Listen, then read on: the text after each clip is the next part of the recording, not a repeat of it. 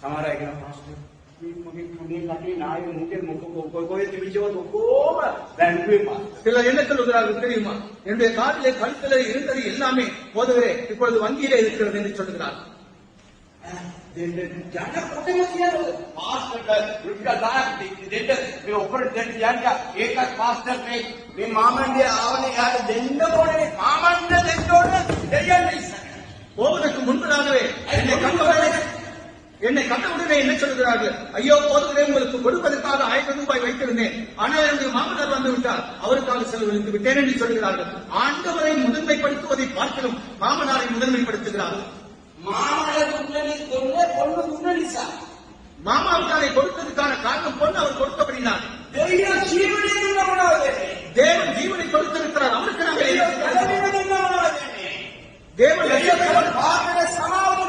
தேவன் எங்களுடைய பாவத்துக்கு மன்னிப்பு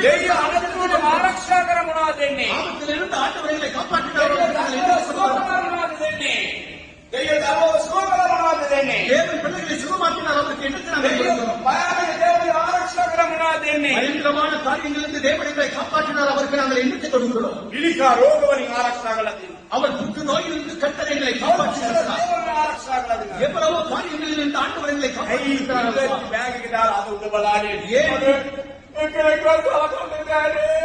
ஏன் கொத்த நாடு பையிலே போட்டுவிட்டு இன்று மேலே கட்டோடு பார்த்துக் கொண்டு ஐயோ யாரும் என்னை கவனிப்பதில்லையே என்று ஏன் புலம்புகிறீர்கள்? எல்லாவற்றையும் இருந்ததான எல்லாவற்றையும் செலவழித்து வெளிநாட்டுக்கு அனுப்பினேன், இன்று ஒரு சதம் கூட என்னிடத்தில் இல்லையே. ஐயோ என் வீடு நடைகிறதே.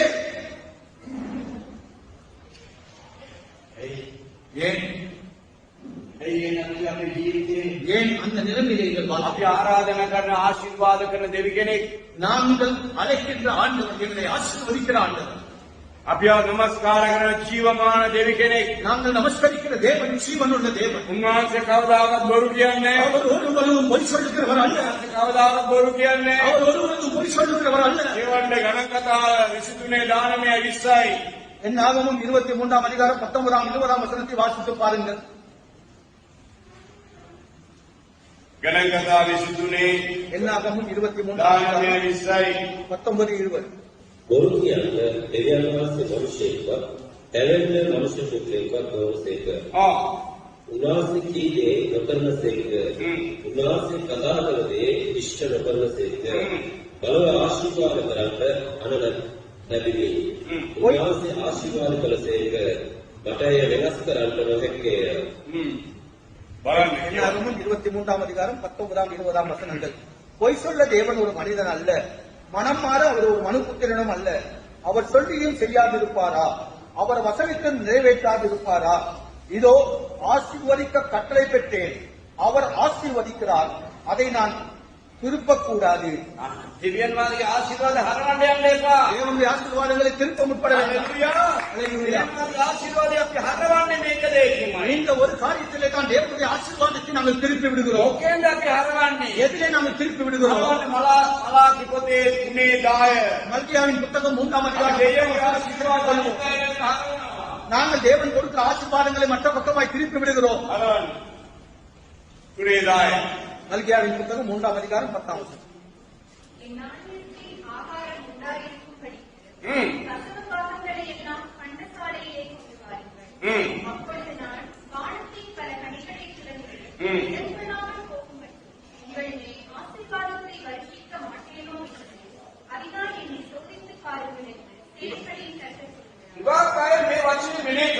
அநேகர் இந்த வார்த்தையை தியானிக்கிறார்கள். දෙවියන් වහන්සේ ආශිර්වාද ආශිර්වාද කරයි කට ආශිර්වාද කරයි මට ආශිර්වාද කරයි කියලා බලාපොරොත්තුවක් තියෙන විශ්වාසය. கர்த்தர் வானத்தின் பலகணிகளை திறந்து என்னை ஆசீர்வதிப்பார் ஆசீர்வதிப்பார் ஆசீர்வதிப்பார் என்ற அநேக எதிர்பார்ப்புகள் எங்களுக்கு அநேகருக்கு உண்டு.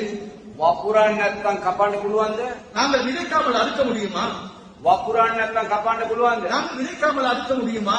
කාටද පුළුවන් වපුරන්න නැතුව කපන්න? யாருக்கு விதைக்காமல் அறுக்க முடியும்? අපි ආරගෙන බීජික විනාදේ බෑග් දාන්න යනකොට நாங்கள் நெல்லை அறுத்து நாங்கள் எடுத்து அதை பேக்ல போட்டுக் கொண்டு போகிற பொழுது அந்த பேக்ல ஒரு புத்தல் இருக்கின்ற பொழுது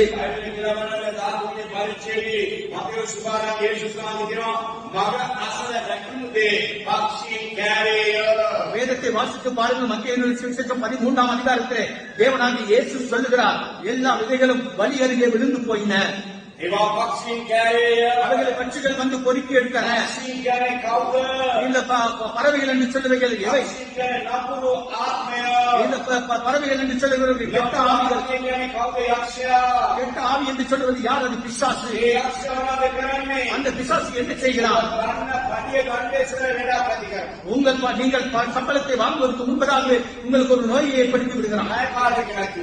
ஒரு கடற்காரனை கொண்டு வந்து விடுகிறார். හතරකාරයෙක් නැති. ஏதோ ஒரு கஷ்டவாளியை கொண்டு வந்து விடுகிறார். කවුරු හරි එනවා. அப்படி இல்லாவிட்டால் யாரோ ஒருவர் வருகிறார். ඔබ දාන්නේ ඔක්කොම හිරිවෙච්ච බෑග් එකේ මම ஏன் என்று சொன்னால் நீங்கள் போடுவது எல்லாமே ஒரு பொத்தலான பையிலே அவைகள் எல்லாம் இதே விழுந்து விடுகின்றன. මාස අන්තිමේ වෙනකොට නැත. மாத இறுதியாக இருந்த பொழுது ஒன்றுமே இல்லை. මාස අන්තිමේ වෙනකොට නැත.